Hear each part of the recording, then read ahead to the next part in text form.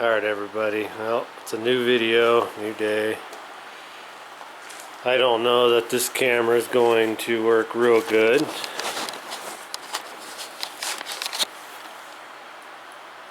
But I did spend some time working on the lens on it, but you can probably see right where my fingertip is, maybe if it comes out on camera, there's kind of a spot there.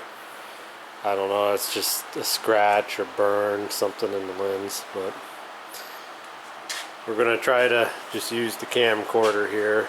Hopefully it comes out a little bit better than it was, but that, and I turned one of the lights out because it's really glary, I noticed, with the lights. But anyways, so in this video here, I've been kind of just tinkering around on the old Javelin, and you know, I watch quite a few YouTube car enthusiast shows, if you will, and a lot of those guys go on somewhat small road trips and stuff, and you know, I kind of think about it, and it'd be a lot of fun to just go on a small road trip with this, maybe this summer sometime, and it's got a ways to go before it could be that type of roadworthy. But also figured if I was going to go that far, I may as well try to get this car into what you would call fully functional. You know, it's missing the little side marker lights. I'll have to dig through one more box, but I think I have another one, but I'm sure they're both missing a corner, and I'm not entirely sure if this one's any good. But whether it's good or not, it'd be good to have them in there.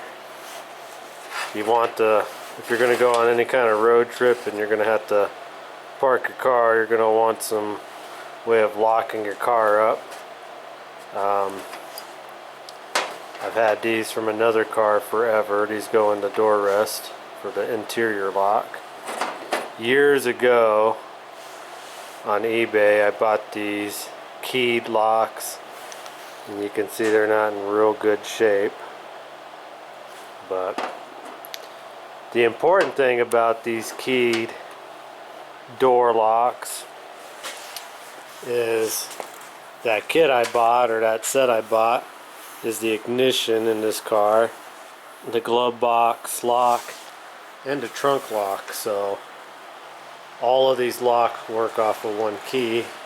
I have just never installed these into the doors because I've never gone anywhere where I was concerned about having to lock the car up. So I'll have to change those out. Alright, don't start getting out of focus, camera. I'll have to change all those out. Weather stripping would be nice for the door, or the felt, whatever you want to call it, but it's not, you know, super important. The weather stripping up in the arch here for the glass is okay. That's about the worst spot, but you know, for what this car is and where it's sat for all those years, it's actually really soft still. So, and like I said, that's the worst spot, which I don't know if rainwater or something would get in. Not that you'd really want to drive this too much in the rain. The map lights work in the floor. The cell panel ones don't work, and I don't know if it's because I don't have them wired up or what, but that's not super important. I'd like to get that leather kind of wrap you get with the little string put on the steering wheel for more comfortability there.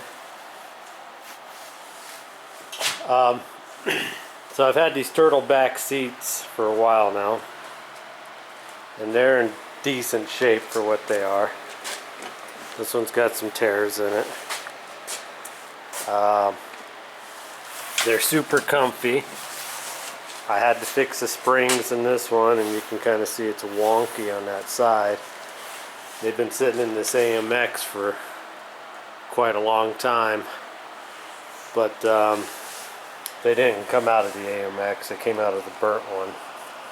The roll bar on the AMX actually crushes these seats, so they won't really fit in it anyways.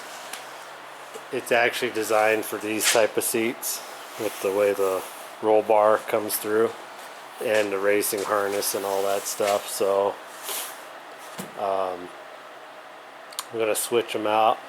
The other thing about these racing seats, some may argue with me, but that AMX I've driven quite the distance before.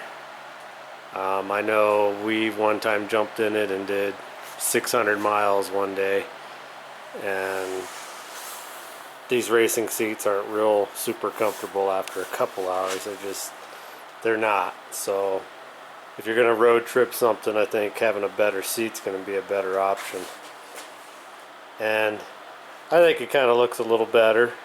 I mean, yeah, the Javelin's kind of a racy looking built car, but it's actually more of a 70s built street car, and I don't think they would have had these type of seats in the 70s. They may have, but I think it looks better with something more factory, which I'm pretty sure turtleback seats did not come out until 70, but it doesn't matter. They look a lot better.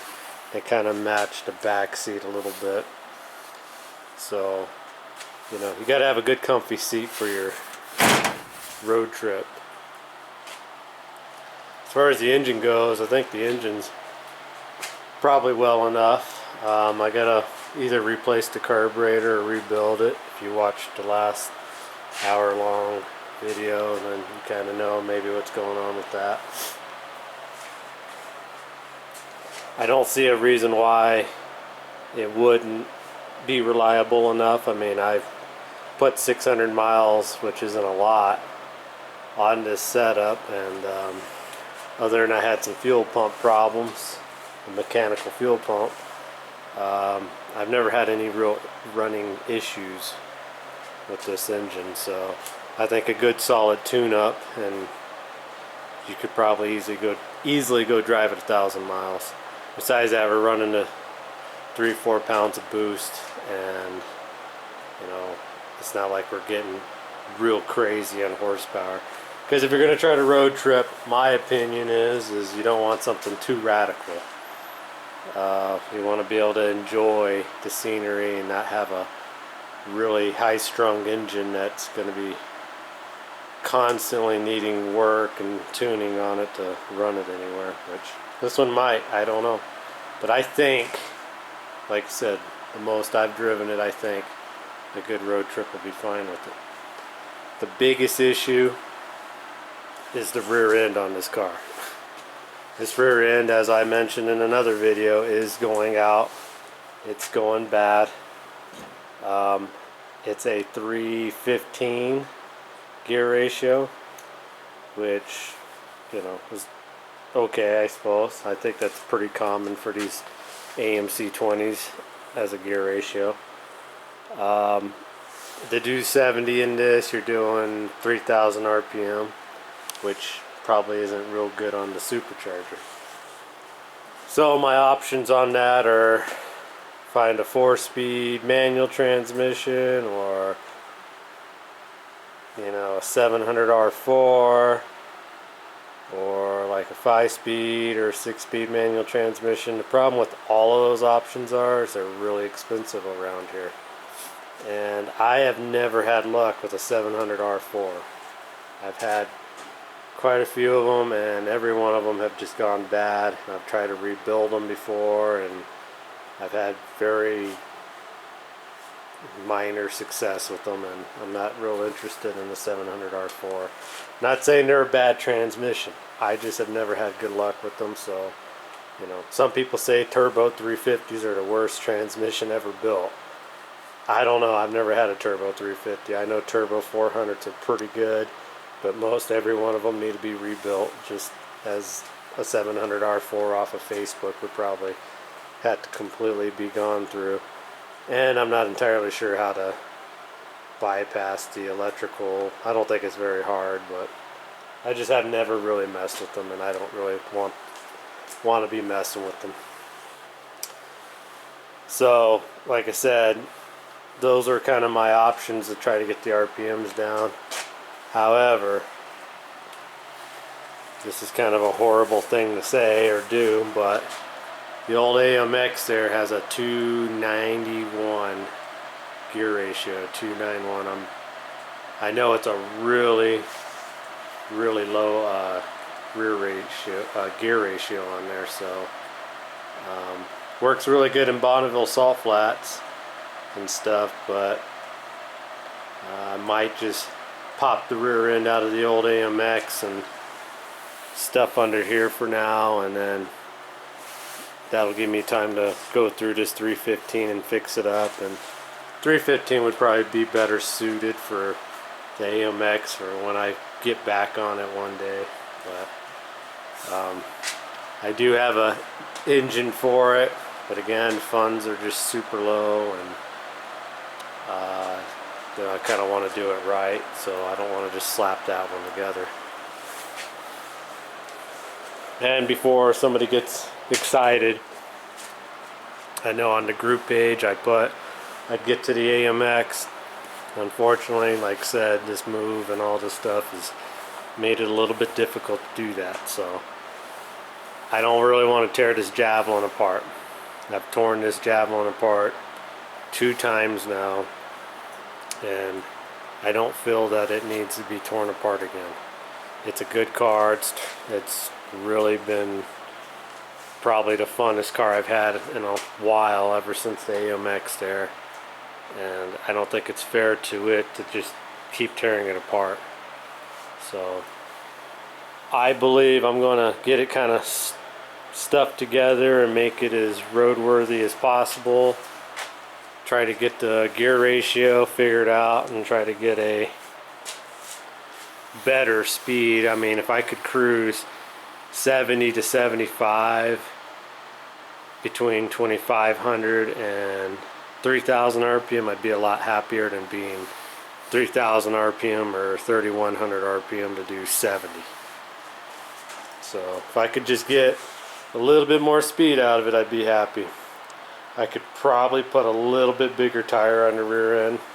I don't really know how well that works on getting more speed out of them, but I could maybe even do that with the combination of the 291 rear ratio. Would probably be a good deal. So, and that rear end handled 780 horsepower for a year, and it's still perfect. That posi and everything in it. So I know that rear end will handle whatever this is making. So that's kind of what I'm thinking as far as that part of it. I got to try to figure out windshield wipers. I mean, the Rain-X works okay, but it's kind of annoying. Obviously can't put a windshield wiper motor there, but I was looking at those old Jeep Wagoneers out back, and the windshield wiper goes underneath the dash on them. I'm going to kind of look at that and maybe toy with that idea of taking one of those windshield wiper motors out of one of those Wagoneers and seeing if I can't put it under the dash to have working windshield wipers, because that'd be good to have. And then I got to find another windshield wiper arm. I'm pretty sure this came off of a Javelin. I might have something somewhere, I don't know. And then when I was out looking through my junkyard back there, getting this part here, I found another front signal light. That one there is just a plain one, and that one over there is a chrome one, kind of like that, but it's missing the center chrome ring. Actually, it might be completely different. I don't know. Maybe I can just take this little chrome cap off, because it looks like it's actually a different light. I could take the clear ones off the AMX, but again, I don't want to rob the AMX too much. I just want to take a couple little parts out of it. Just like I said, to make this roadworthy. The next big thing is I got to get an aluminum sheet, and I'm going to make a flat kind of sheet that goes through the nose here, and that'll just be for optimal air coming through. I've already got this cut out down here where the license plate used to go, and that should, I mean, I've never had an overheating problem, but that should really just make sure that we got good airflow coming through everything. I should probably redo the wheel bearings. It's got disc brakes off of a 74 Matador. Probably should put some new brake pads on it and go through all of that stuff. I'd like to even look at making a kind of a plate to put on the spindle to raise the car up 1 inch. Now, a lot of you, oops, are gonna say, why would you want to lift the car up? Somewhere around here.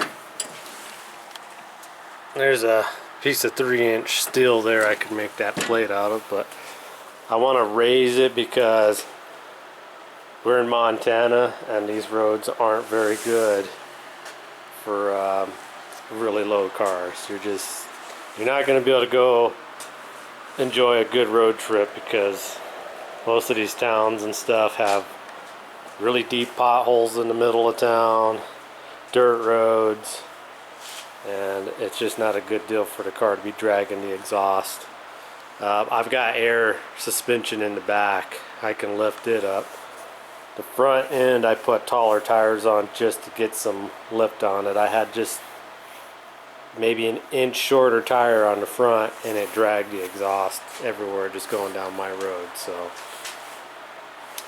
I'm thinking about just doing maybe a 1 more inch kind of lift on the front suspension here, just to make sure. I don't really care if it's got a, you know, sits high in the front. That actually doesn't bother me at all. So, you know, I don't want it being like really ridiculous like that, but if it's leveled out, that's fine with me. And like I said, I can air up the rear end to give it a little bit more stink bug stance. And if I put a little bit taller rear tire on the back, you know, that'll probably help out the stance again on it. But those are my reasons and thoughts on trying to maybe plan for a good decent road trip this summer coming up. I don't really have a plan on to where I'm gonna go. I kind of like Nevada, Utah, and I guess Idaho. So, you know, maybe might do some kind of giant circle through Missoula down through Boise and into parts of Nevada and back around through Utah and back up.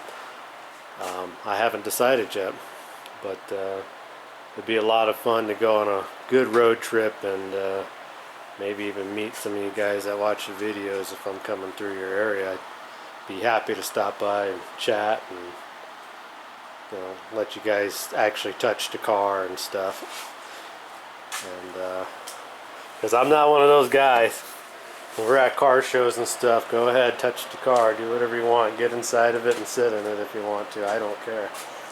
You know, everybody should be able to enjoy it. If it's a cool car and you're really digging it, then by all means touch on it and sit in it and, you know, put your hands on the wheel and just envision what it's like to drive it. And you know, I guess if it was a solid painted car and I had 100 grand into it, maybe not, but I don't.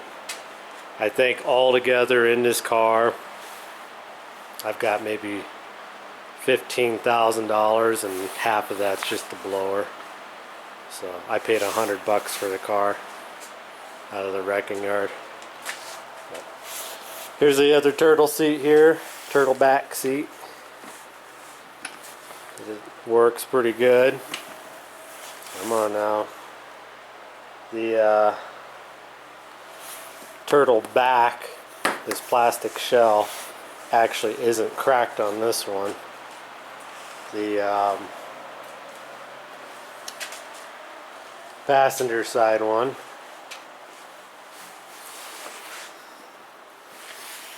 was cracked in a few places, and I just put some little strips behind it and riveted together. There it is there. And it was missing this little handle here, and it was actually missing the bolt that held the whole seat together. These seats were in really bad shape. Like I said, I had to weld up the springs on that other one, and I really had to fix on this one, but this one's completely bolted in. I'm not sure why the door lights don't come on with this door. Actually, let me grab one thing real quick before I pop in there and show you this last couple things before I shut the video off. For years, these Javelins I've had, and I've had a lot of Javelins, I never knew what the interior locks looked like because none of them ever had them, but that little bar coming through that goes on there, and this little lock sits inside the door rest. I think that's actually kind of a cool little deal. And probably get some actual window cranks that aren't broken in this car. But yeah, this turtle back seat is really comfortable. I really like it. And it's got a lot of cushion to it, and I guess that's how they would be. I don't know if these seats were ever upholstered or not, but they're pretty comfortable. So, but yep, I think wrapping the steering wheel, got sun visors, getting some windshield wipers working on it.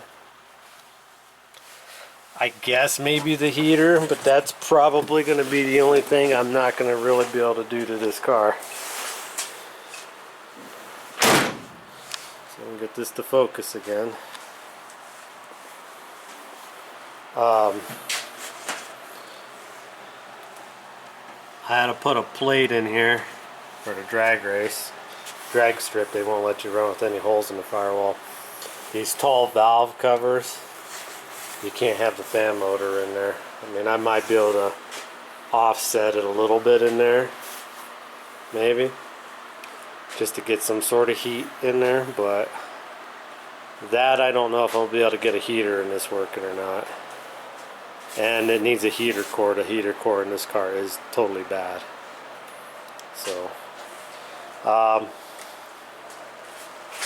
and then lastly, for about 2 years now, this halo hasn't been working on this headlight over here.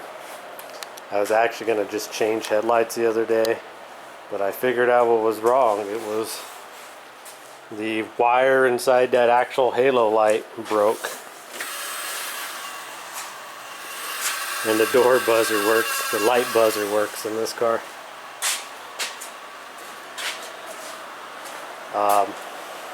I took it out because I actually have these blue lights, headlight bulbs, instead of the old yellow ones. And these headlights, these halo lights, accept the new style. I don't know if I've got one laying around here. It accepts these type of headlight bulbs. So I got to do this one still, but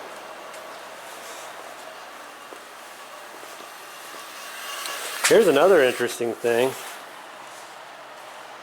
Maybe somebody watching this can tell me why this is. When you turn your headlights on, the parking lights aren't on. They turn off when you turn your headlights fully on, but the blinkers work on them. Are they supposed to be on when your headlights are on this car, or is that actually how they run this car? And then, if I can find out where I put my keys.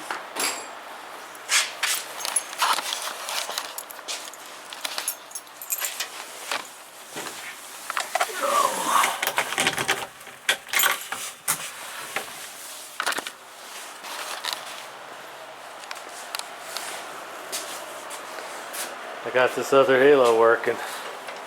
But yeah, the wire was broken off right inside the headlight on the bottoms where the wire goes to the LED, and I was able to just get in there and solder it back on. So that's pretty cool. But yeah, like I said, maybe somebody can tell me if the parking lights are supposed to stay on when you pull your headlight all the way out. When you got your headlights on, they don't turn on. So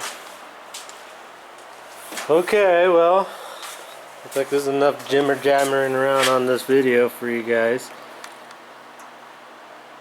Let's see if this actually works.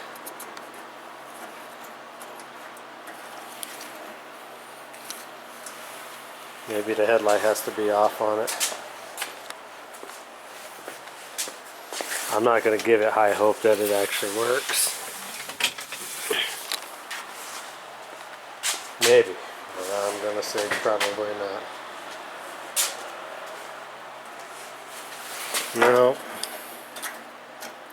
But it's something to stick in the hole anyways. So. And yes, I know you can get them new. Unless they've gone way down in price. I'll just keep the old dud ones in there. Alright, well again, I appreciate everybody watching this.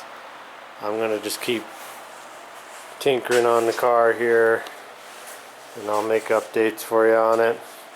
I'm probably not going to paint this anytime soon. I was thinking about it, but it's just too cold. Too cold, and it's too hard to keep that fireplace pumping out enough heat in here to keep a paint job from getting bad, freezing or something on you. So alright, well, until the next video, we'll see you guys in it.